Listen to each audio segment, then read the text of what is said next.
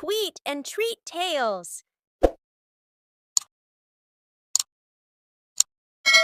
வளமான எலி. ஒரு அடர்ந்த காட்டில் சிறிய எலி ஒன்று வசித்து வந்தது. அந்த எலி மிகுந்த சுறுசுறுப்புடையது. எதையும் சேகரித்து வைக்கும் பழக்கம் அதற்கு இருந்தது. பிற எலிகள் உணவை உண்டு எஞ்சியதை வீணடித்த வேளையில் இந்த எலி ஒவ்வொரு அணுவையும் பத்திரமாகச் சேகரித்து வைத்தது. கோடை காலத்தில் அந்த எலி காட்டில் கிடைத்த தானியங்கள், பழங்கள், கொட்டைகள் என அனைத்தையும் தனது புற்றுக்குள் கொண்டு வந்து சேமித்தது. ஏன் இத்தனை உழைப்பு? நாளை குறித்து நாளை பார்த்து கொள்ளலாம் என பிற எலிகள் அதனை ஏளனம் செய்தன. எனினும் அந்த எலி அக்கேலிகளை பொருட்படுத்தவில்லை. தனது பணியில் கண்ணும் கருத்துமாக இருந்தது.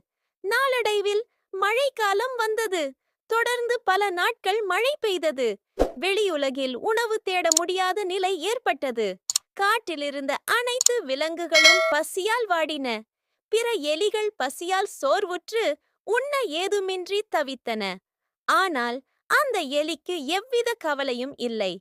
ஏனெனில் கோடை காலத்தில் அது சேமித்து வைத்த உணவு இப்பொழுது அதற்கு பேருதவியாக அமைந்தது. ஒவ்வொரு நாளும் தனது புற்றுக்குள்ளிருந்த உணவை எடுத்து நிம்மதியாக உண்டது. மழை நின்ற பின்னர் பிற எலிகள் பசியால் மெலிந்து போயிருந்த வேளையில் அந்த எலி ஆரோக்கியமாகவும் சுறுசுறுப்பாகவும் இருந்தது. பிற எலிகள் அந்த எலியிடம் வந்து, "நீ எவ்வளவு புத்திசாலி! நாங்கள் உன்னை ஏளனம் செய்தது தவறு. நீ தொலைநோக்கு பார்வையுடன் செயல்பட்டதாலேயே இப்போது நிம்மதியாக இருக்கிறாய். நாங்களும் இனி உன்னை போல் சேமித்து வைப்போம்" என்று கூறின.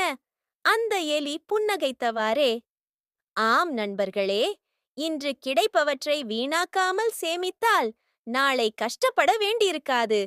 இது அனைவருக்கும் பொதுவானதே" என்று பதிலளித்தது. அன்று முதல் காட்டிலிருந்த அனைத்து எலிகளும் உணவை சேமிக்க கற்றுக்கொண்டன. இன்றைக்கு சேமிப்பது நாளைக்கு உதவும்.